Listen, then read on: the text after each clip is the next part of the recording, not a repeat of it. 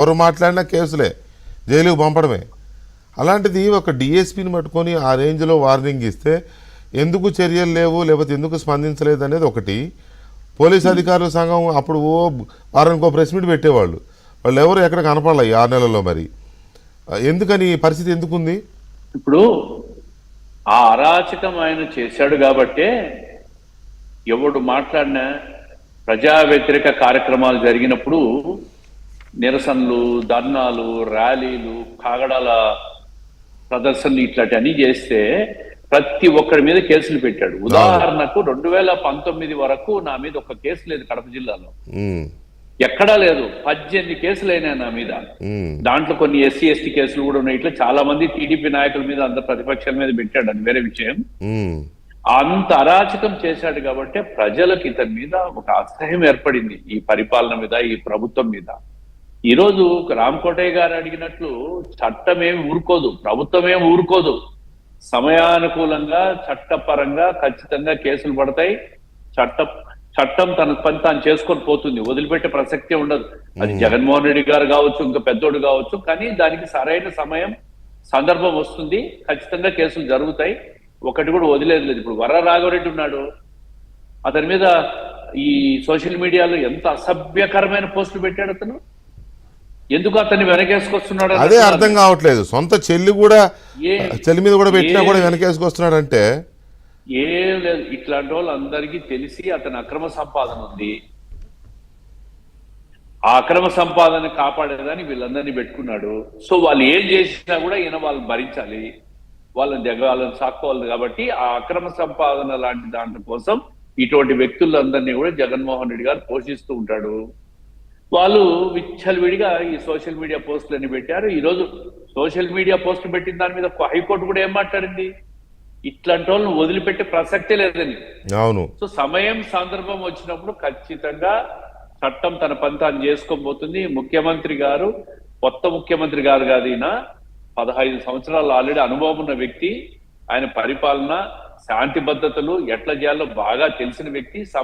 సరైన సమయంలో చట్టపరంగా ఎన్ని చర్యలు తీసుకుంటాడు.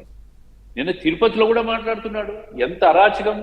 చంద్రబాబు నాయుడు గారు తిరుపతి పోయి హాస్పిటల్లో ఆయన ఒకరే పోయి డాక్టర్లతో పోయి దెబ్బతిగిలిన వాళ్ళు, స్పృహ పడిపోలను, చనిపోయిన కుటుంబాలను పరామర్శిస్తే ఈయన ఒక పబ్లిక్ మీటింగ్ పోయినట్లు హాస్పిటల్లోకి 500 మంది 1000 మందిని తీసుకొని పోయాడు.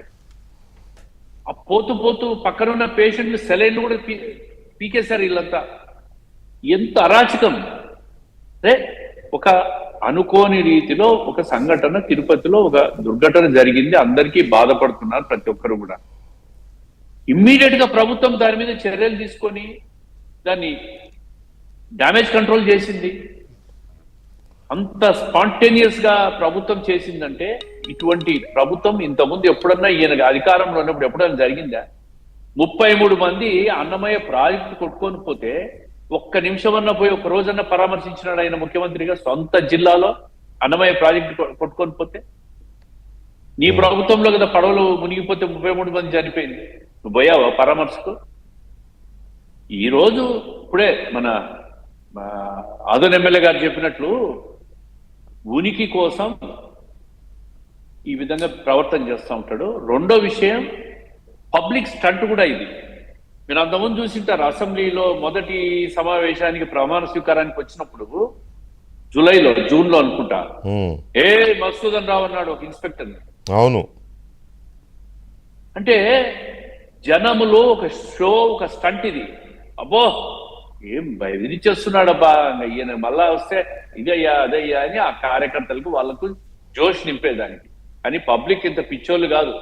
గతంలో 2000 సంవత్సరానికి ముందు ఫ్రాక్షన్ ఉన్న రోజుల్లో ఇటువంటి హీరోయిజాన్ని ఒప్పుకుంటున్నారు. ఇప్పుడు టెక్నాలజీ యుగం ఇది. ప్రతి ఒక్కరి గురించి ప్రతి ఒక్కరికి తెలుసు, ఏ నాయకుడు ఎట్లాంటి వాడో తెలుసు. ఒక్క ఛాన్స్ అని అధికారం ఇచ్చినారు, రాష్ట్రానికి నరకం చూపించాడు ఈయన. అందుకే అంత నరకం చూపించాడు కాబట్టే ఇటువంటి పరిపాలన వద్దు, సరైన పరిపాలన మనం చేద్దామని చంద్రబాబు నాయుడు గారు కూడా మా లాంటి పార్టీ నాయకులకు అందరికీ, కార్యకర్తలు కూడా ప్రతిరోజు దిశానిర్దేశం చేస్తా ఉన్నాడు. ప్రజలు అసహించుకొని ఆయన పరిపాలనను, ఆయన దుర్మార్గాలను, ఆయన అవినీతిని, ఆయన అక్రమాలను, ప్రతిపక్షాలను అణిచివేసే ధోరణి ఇవన్నీ చూసి ప్రజలు అసహించుకున్నారు కాబట్టి మళ్ళీ మంచి పరిపాలన కావాలని మనకు ఓటేశారయ్యా. మనం మళ్ళీ ఆ తప్పులు చేయొద్దని పదే పదే ఆయన అందుకే చెప్తున్నాడు. ఇట్లాగని చెప్పి తప్పు చేసిన వాడిని ఎవరిని వదిలిపెట్టే ప్రసక్తే ఉండదు. రామకోటయ్య గారు కూడా ఇందాక చెప్పినట్టు ఆ అనుమానం పెట్టుకోనక్కర్లే. చట్టం తన పని తాను చేసుకొని పోతుంది.